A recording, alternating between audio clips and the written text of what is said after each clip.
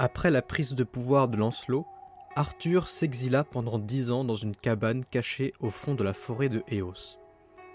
Au bout d'une décennie, ses plus proches amis se mirent en quête de ramener le vrai roi de Camelot sur le trône.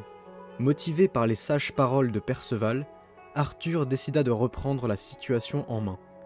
La Dame du Lac, ayant récupéré ses pouvoirs divins, lui forgea une armure digne du roi choisi des dieux. Enfin, Merlin l'Enchanteur le conduisit, comme étant enfant, à l'épée dans le rocher. Arthur tira sur la poignée et le destin se mit en marche. Arthur, le chevalier Perceval, la Dame du Lac et Merlin l'Enchanteur se mirent en route vers le château de Camelot. Mais le despote Lancelot du Lac avait des espions partout sur l'île de Bretagne. Quand la compagnie arriva au château pour le confronter, celui-ci était déjà au courant de leur arrivée. Il avait préparé des bûchers sur lesquels étaient ligotés d'anciens chevaliers de la table ronde. Lancelot invectiva l'ancien roi et alluma les feux. Caradoc, Bohort et Léodagan brûlèrent sous les yeux d'Arthur et de ses compagnons, totalement impuissants. Les soldats du despote se jetèrent ensuite sur eux pour les capturer, mais ils parvinrent à fuir grâce à la magie de Merlin. Arthur et ses compagnons fuirent dans les bois avoisinant le château de Camelot, encore sous le choc de ces terribles exécutions. L'ancien roi avait plus envie que jamais de se venger de Lancelot, mais il savait que pour cela, il lui fallait une véritable armée. Ils se dispersèrent afin de recruter des partisans encore fidèles au véritable roi. Perceval et Merlin partirent à Vannes pour rassembler les chevaliers outragés par la mort de Caradoc. La Dame du Lac voyagea jusqu'en Aquitaine, où le duc était encore loyal à Arthur.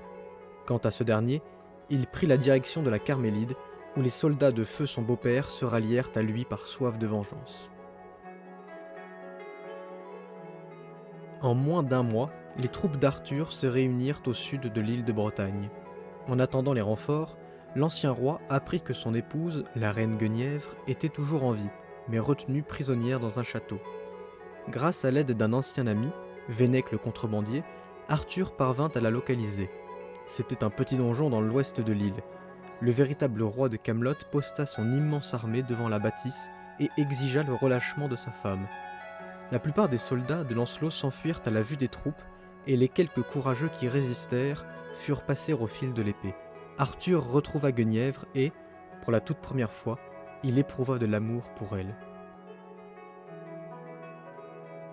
Après la démonstration de force de la grande armée d'Arthur, Lancelot envoya des émissaires à sa rencontre. Il lui proposa des pourparlers dans les ruines de l'abbaye de Crucy. Le lieu n'était pas choisi au hasard. Ce fut l'endroit où Arthur épousa Guenièvre, mais également l'un des premiers endroits que Lancelot fit détruire après son arrivée au pouvoir. 2 mois après l'exécution des chevaliers de la Table Ronde, les rivaux arrivèrent aux négociations accompagnés de leurs alliés. Arthur était accompagné de la reine Guenièvre et du chevalier Perceval. De son côté, Lancelot avait conclu une alliance avec les Saxons. La reine Olwen, surnommée la Louve, était à ses côtés, en compagnie de son loup domestique. Après de brefs échanges, Arthur et Lancelot arrivèrent à la conclusion que la guerre était inévitable. Ils rejoignirent ensuite leurs camps respectifs. En rentrant des pourparlers, Arthur se reposa quelques heures dans sa tente. Les deux armées avaient dressé de part et d'autre de la plaine de Snowdon des camps pour se préparer au combat à venir. Le roi et ses conseillers passèrent l'après-midi à établir une stratégie afin d'assurer leur victoire du lendemain. Le soir, Arthur discuta longuement avec Perceval, qu'il considérait comme son plus proche ami et confident. La nuit déjà bien tombée, alors que le chevalier partit de la tente royale, un assassin saxon s'introduisit à l'intérieur et tenta de tuer le véritable roi de Camelot. Perceval, non loin, entendit le vacarme et porta secours le plus vite possible à Arthur. Il n'avait pas son arme sur lui et prit donc l'épée du roi, Excalibur, pour le sauver.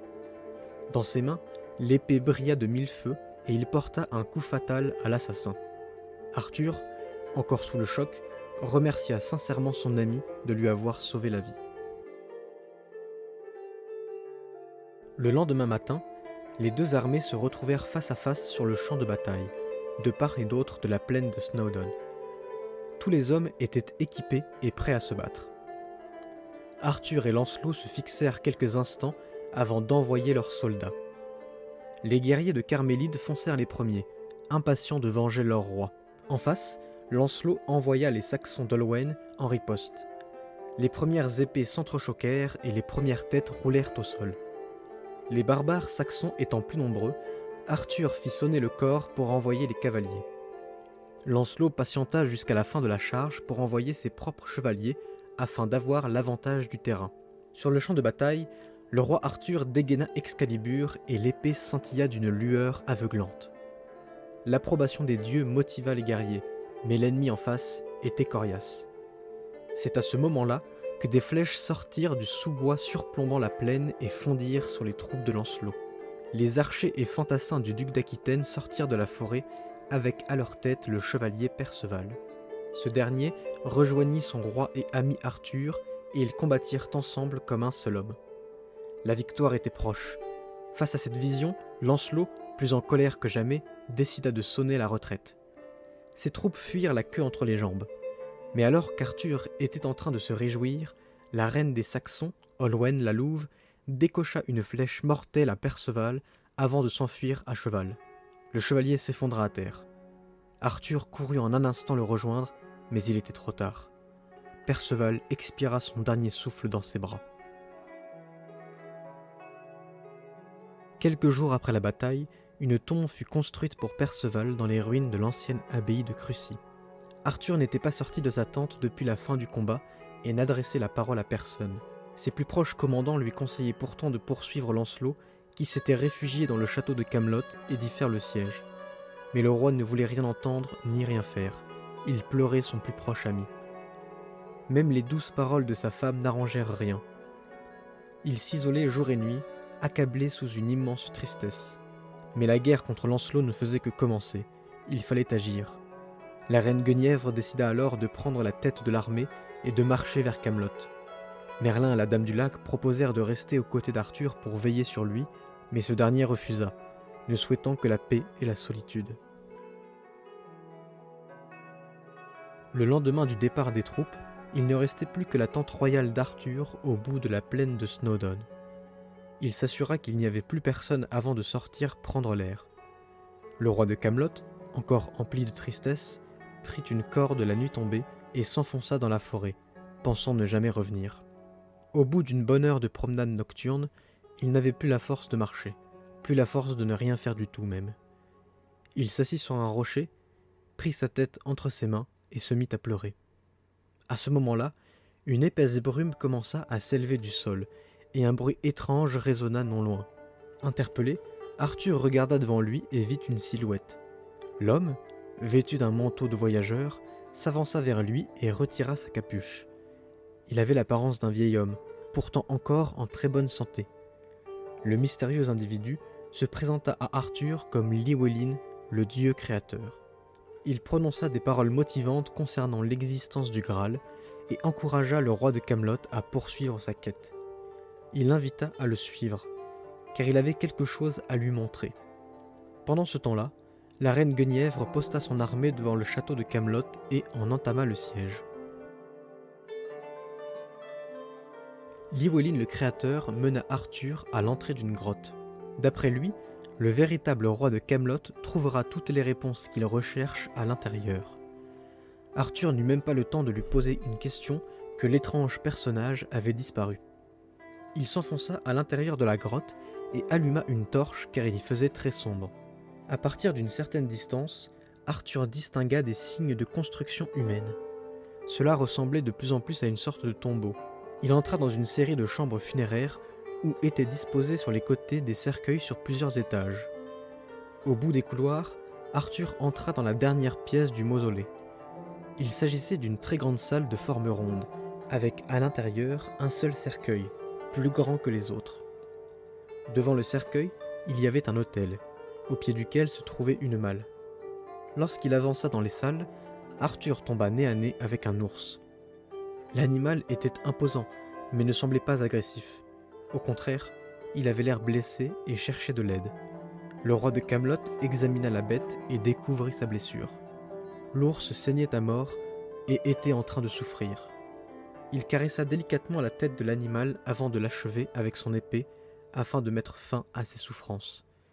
Ensuite, Arthur s'avança et ouvrit la malle. Il y avait à l'intérieur un bouclier, sur lequel était dessinée une coupe avec en dessous l'inscription « Mon seul désir ». Cela faisait plusieurs jours que la reine Guenièvre avait ordonné le siège du château de Camelot.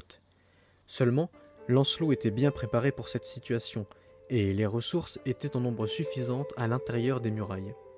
Les soldats du roi ne parvenaient pas à franchir les défenses ennemies, et chaque assaut était repoussé.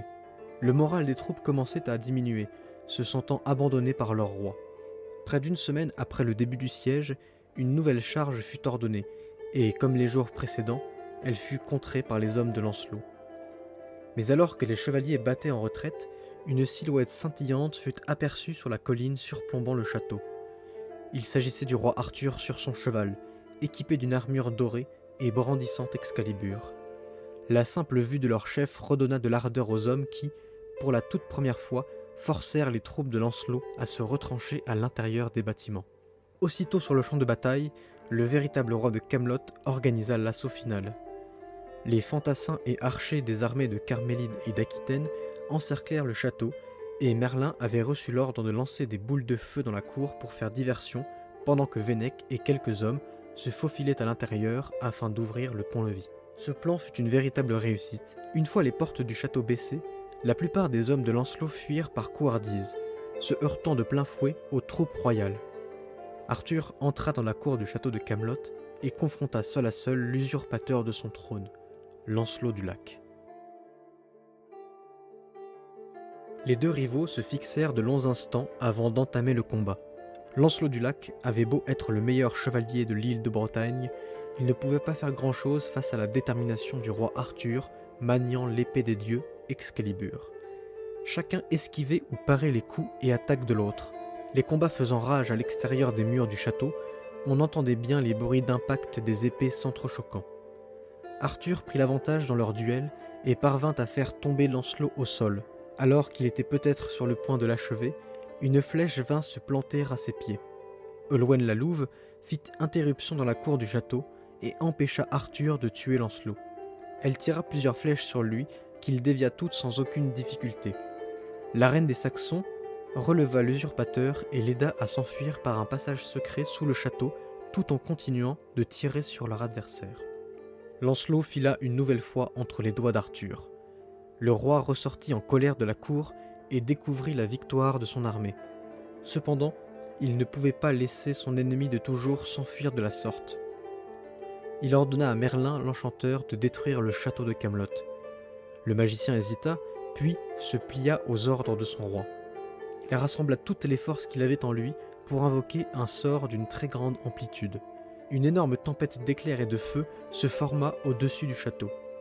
Les pierres tombèrent une à une, les tours s'écroulèrent et les murailles s'affaissèrent sous la violence des vents. Le roi, ainsi que tous ses proches, regarda depuis les collines environnantes la destruction de Camelot, qu'il avait lui-même construit. Ce n'était désormais plus qu'une ruine. Il était temps pour Arthur de passer à autre chose.